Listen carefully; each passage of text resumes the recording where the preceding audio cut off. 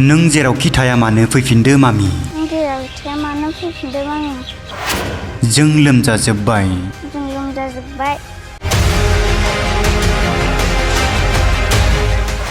फिसाफोरा बिमाखौ नागिरबाय थायो। दा बिमाखौ नागिरबाय थायो। बिमा आइ फैदो बबाव दङ बाबा लायदो नागिरदो होनबाय थायो। बेनिखायनो आंनि हिन्जावखौ सोरबाफोर नुयोबा खिथाहरनानै जाहाथे आं लायगोन। न'निफ्राय ओंखारलांनाया 10 सान बारलांबाय, नाथाय दिनैसिमबो न'आव फैफिनाखै। लोमजानाय देहाखौ लानानै फिसाजो आरो फिसाज्लाया नेनानै दं आंगो बिमाखौ। न'आव फैफिननो खुथारै खावलायहरदों फिसाजो, फिसाज्ला आरो फिसाइया। चिरां जिल्लानि फानबारि 2 नं थाइसुबारि गामिनि राजु दैमारिनि आंगो बिसि बिउटि दैमारिया थांनाय 15 आगस्टनिफ्रायनो गोमानानै दङ। 16 बोसोर बैसोनि सासे फिसाज्ला आरो 9 बोसोर बैसोनि सासे फिसाजोनि बिमा बिउटि दैमारिया न'निफ्राय ओंखारलांनायनि उनाव दिनैसिमबो न' फारसे गिदिंना फैफिनाखै। बेनिखायनो जिंगायाव गोग्लैनानै थानाय फिसाजो, फिसाज्ला आरो आंगो फिसाया जेरावखि थाया मानो न'आव फैफिननो खावलायहरदों।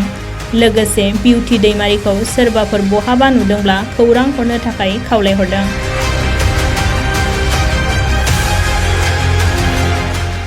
फिथाया मानो न'आव फैफिन, जों लोमजाजोब्बाय, जों गैयामोन, आबैमोननावसो थांदोंमोन जोङो। सिरि सिरि थांखुमादों। जेरावखि थाया मानो फैफिनदो मामि।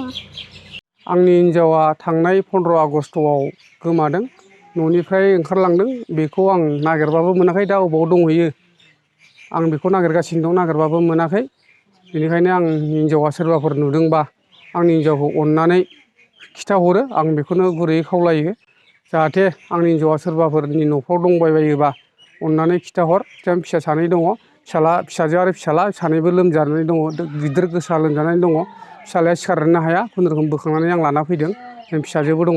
बेखिनिखौनो आं गुरैयै खावलायनानै आंनि हिन्जावआ जाहाथे न'आव गोख्रै फैफिनो, फिसा सानैखौ नायनानै बा आंनि फिसा सानैजों संसारनि थाखाय फैफिननांगौ।